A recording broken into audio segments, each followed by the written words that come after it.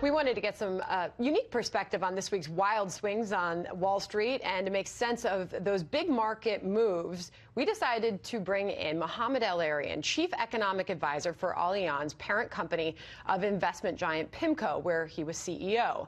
Mr. El-Erian also served as chairman of President Obama's Global Development Council. Wonderful to have you on the program this morning, Mr. El-Erian. Thank you. If I could first ask you, I know you had a chance to listen to the interviews before this, Kellyanne from the White House and Congressman Scalise.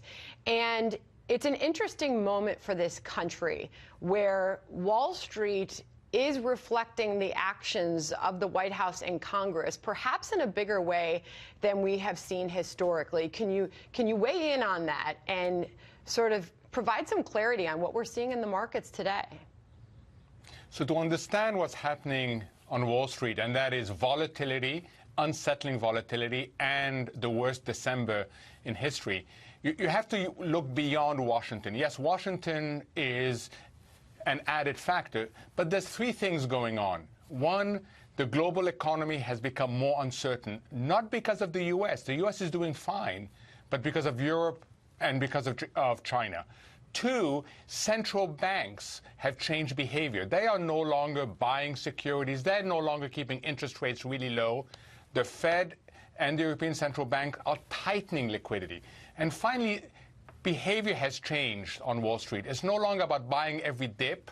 It's about selling every rally. So there's a lot going on, and it's being amplified by computer trading. So it's really important to get the focus back on what's working, and that's the U.S. economy. Well, you hear the R word thrown a lot, recession these days.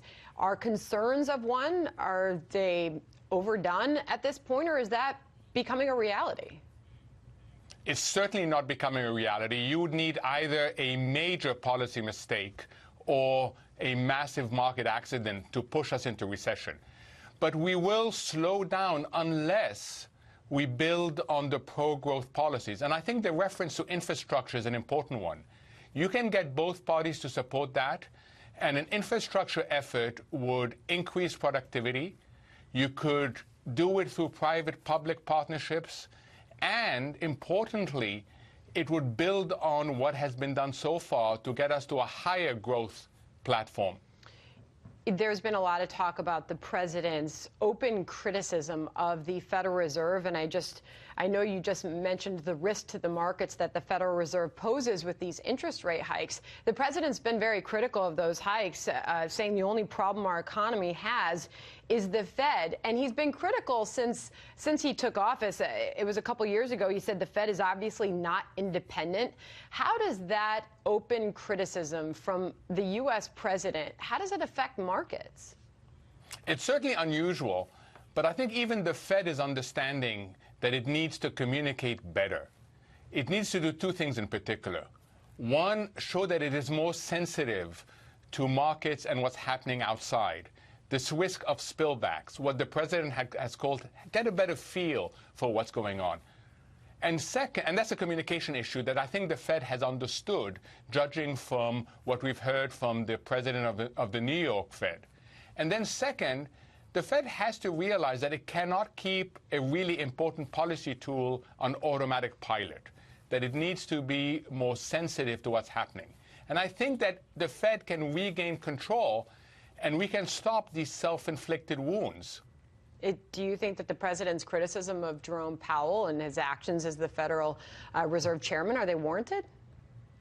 No, I think the president has a point in saying, Fed, get a feel for what's going on beyond the strict, narrow domestic economy.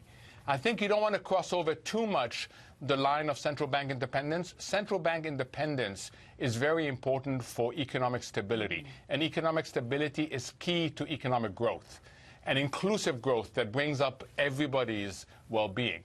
So I think there is a point in telling the Fed be more sensitive about the spillbacks, but you want to maintain the autonomy of the central bank. Well, there is just one trading day left in 2018, and that, of course, is tomorrow. And the Dow is on pace to suffer its worst month dating back to 2009. So there's obviously concern on Main Street. If you could, Mohammed, look out into the new year and tell us what you see as far as the economy and the stock market. What are the biggest risks and the biggest assets at this moment? I think the most likely outcome is decoupling. The economy will remain strong, growing at 2.5% to 3%. Wages will continue to rise at 3% or north of that.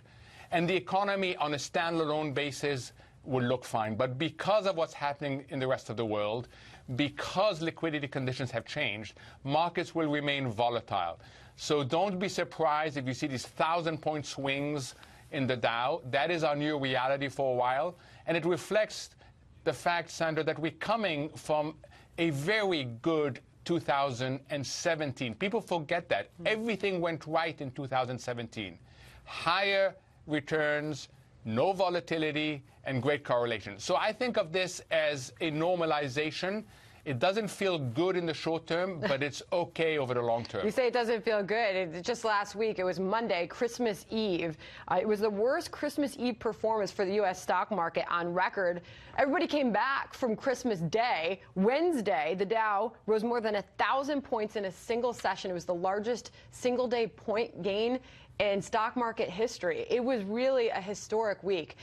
We look forward to 2019. We see what's to come. You sound pretty optimistic. Mr. El-Erian, thank you. It was nice to speak with you this morning. Thank you.